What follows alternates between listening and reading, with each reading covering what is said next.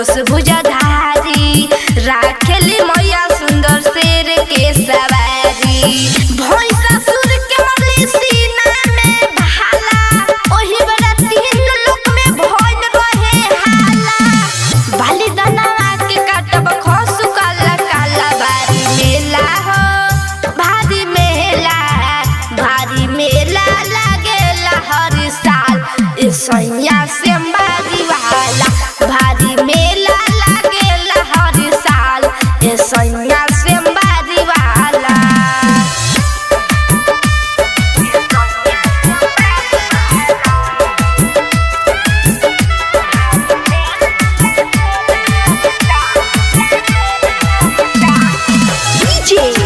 मुकेश चकिया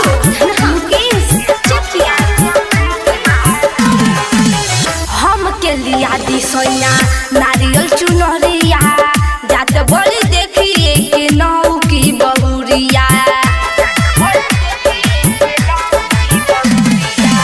हम के लिया दी सोया नारियल चुनरिया, जात बड़ी देखिए के नौ की बहुरिया।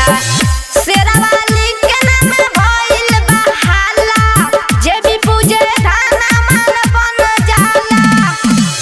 बलिदानवा के काटब खसु काला काला बारी मेला हो, भारी मेला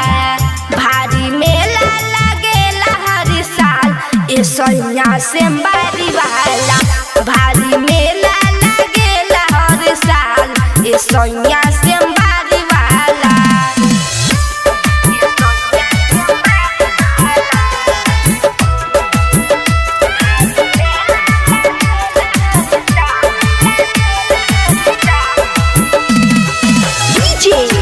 मुकेश चकिया